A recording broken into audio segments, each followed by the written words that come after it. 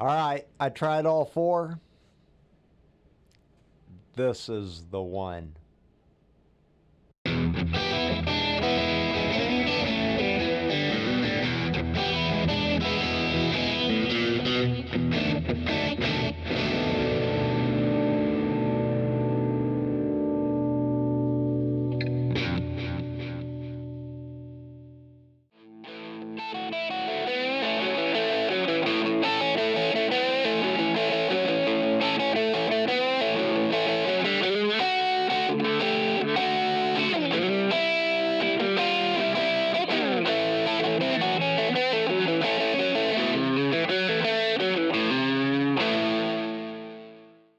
Howdy folks, thank you for clicking on the video. Thank you for visiting me here at the Grumpy Mike Guitar channel, and today is number 4. I bought 4 Harley Benton guitars and I've got one left to talk about, and it is the Harley Benton SC, I gotta get this right, SC 450 P90 GT from the Classic series. That's what this is. And naturally, we've got a couple of P90s in here. It's a gold top. That's the GT. So, yeah. I've had this thing for a while now. The longest I've kind of been putting off doing this video because I want to do this guitar justice. Out of the 4, I'm just going to tell you right up front, this is my favorite. I like this guitar a lot, but we'll get into all that. And that's the most surprising thing, because my entire life, as much as I've loved Les Pauls, I've never really cared for the way gold tops look. It's just not been the thing aesthetically that appeals to me. However, after having this thing around for a while and kind of looking at it every day, I've really grown to like it. Now, I will say, it's the gold coloring of it's certainly darker than what you're going to find on a Gibson, and possible the sparkle in it is a little bit more pronounced, and maybe that has something to do with it. However, I guess just having it around and looking at it and playing it and knowing how much I love playing it, maybe that has something to do with it. However, I like this thing. So anyway, let's go ahead. Let's start out by looking at the specs and seeing what all this thing's made out of.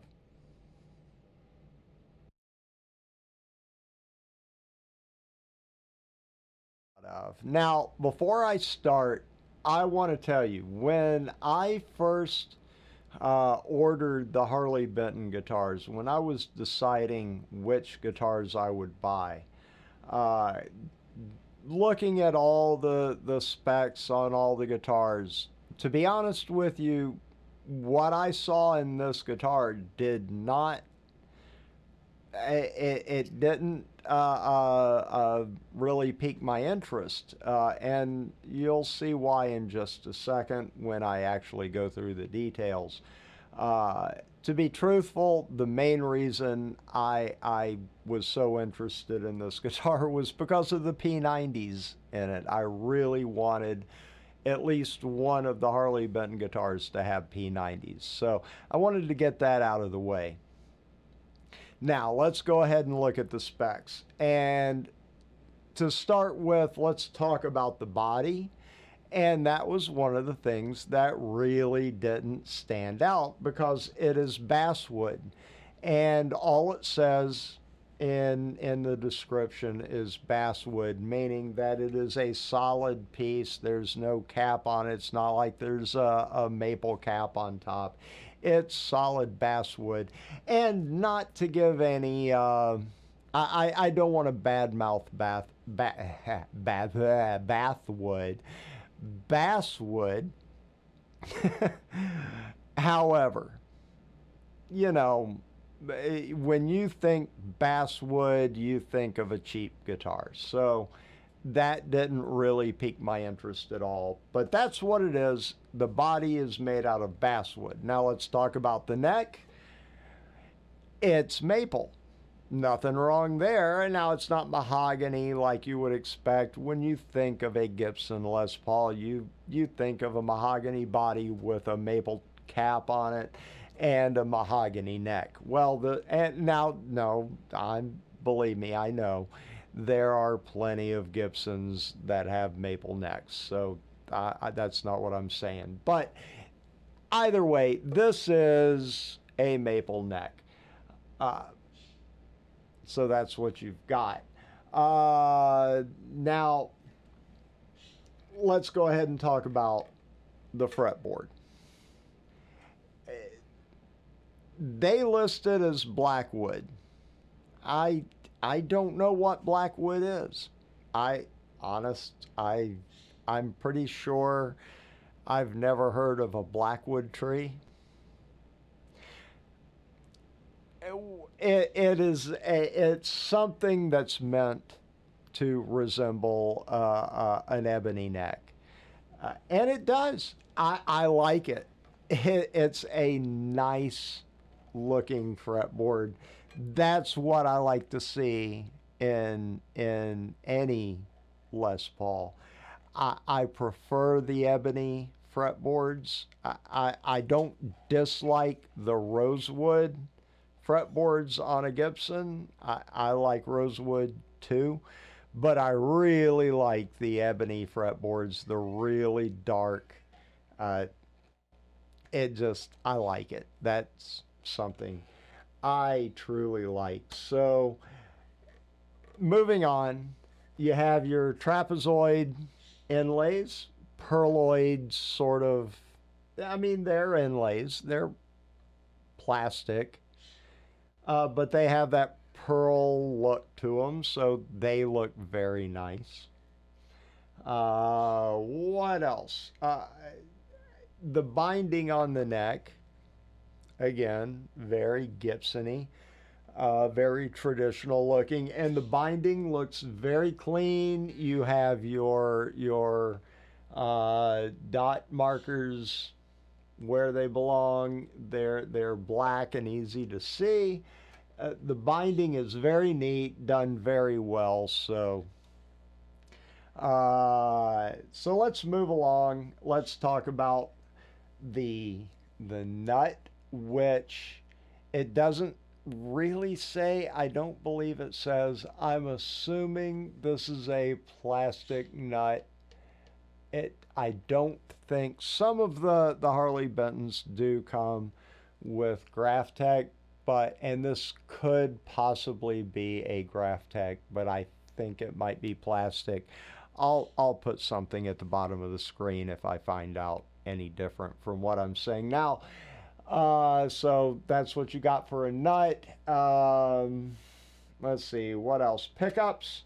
We have two P90s. They are single coil ceramic magnet P90s. I'm assuming they are Harley Benton's house brand. They don't exactly say who makes them. They are just classic style ceramic magnet single coil P90s, and they sound good.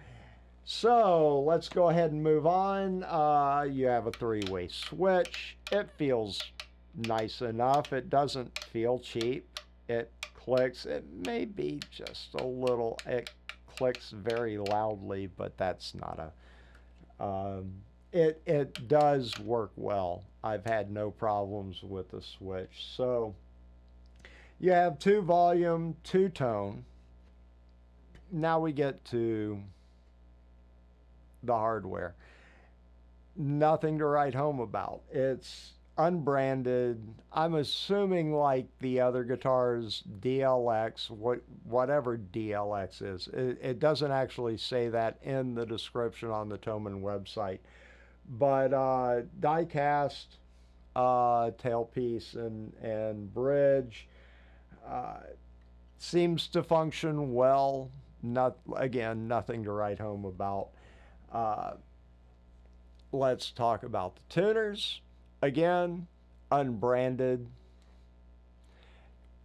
literally the same tuners that were on the CST PRS style guitar, even the acoustic Harley Benton guitar, basically the same tuners. And again, nothing to write home about. However, they do their the tuning stability on this guitar is good. They do their job. It's easy to tune up the guitar, so nothing to complain about there. Um, and just go ahead and mention the strings that come on this guitar as of when I bought it. It may have changed by now, but the other guitars had Diodarios. This list, Harley Benton, I guess they're Harley Benton house brand strings. Um, they're 10 through 46.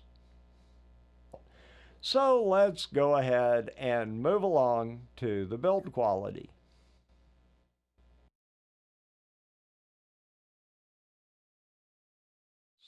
Of the four Harley Benton guitars that I've bought, this now being the fourth one that I've reviewed, um, it's important to note the price point we're talking about. This guitar is currently selling for, I believe, 158 bucks US. Could be wrong on that. Maybe by the time you're viewing it, it's changed. It's all connected to the exchange rate uh, with the euro. So, however the euro's doing, you can get an idea. But the point is, all four of these guitars, for this price point, the quality blows me away. I know I've said it before. Um, when I was a kid, when I was first starting to play guitar, uh, budget guitars were cheap guitars. They were just cheap. They weren't that good.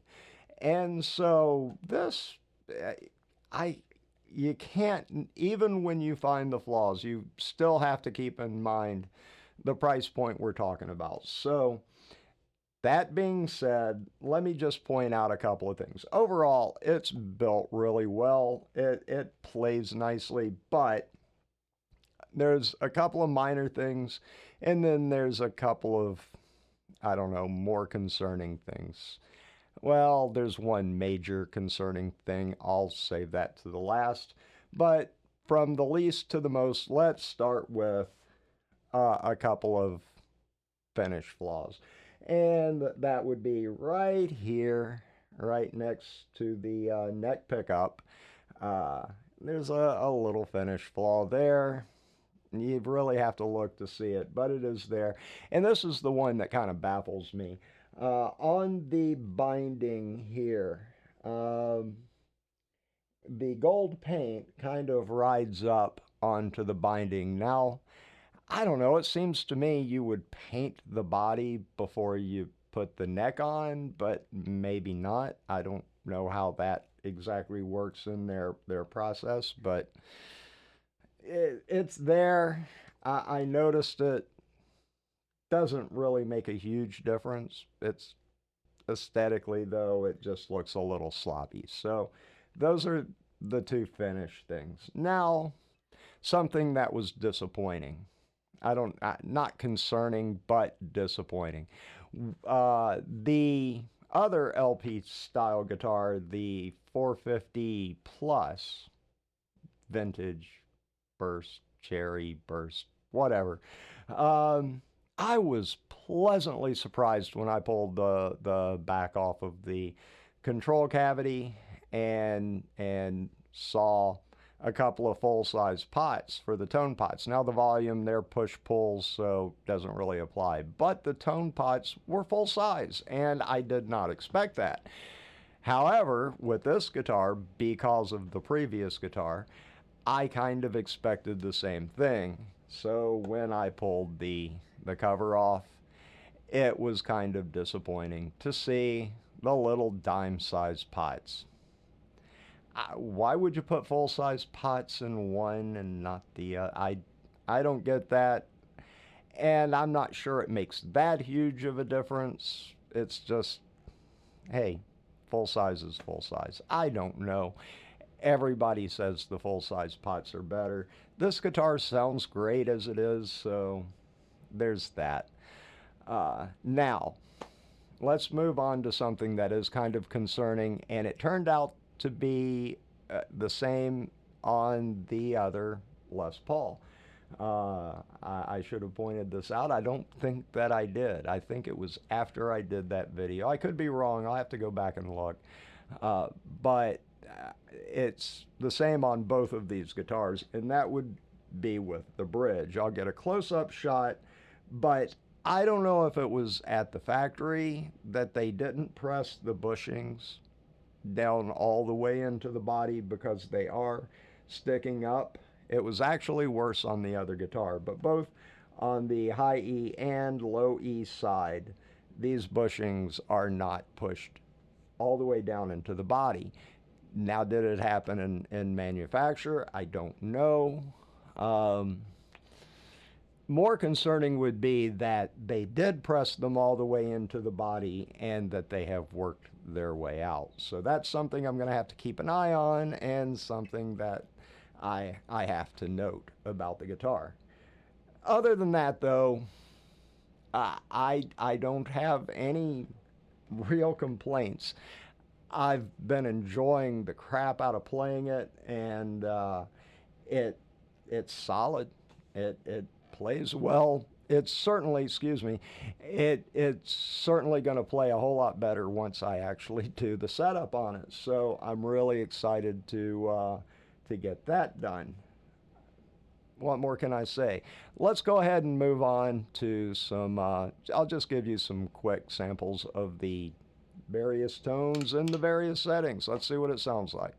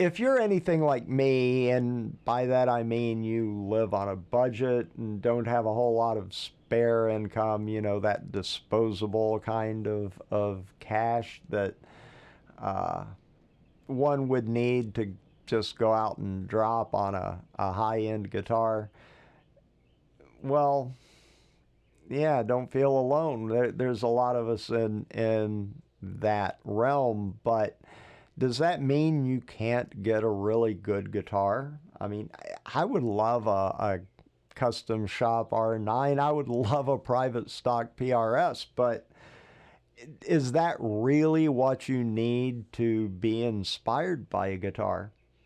Well, there was a time when I thought that was the case. I truly believed that you did have to spend a crazy amount of money just to get a good quality guitar.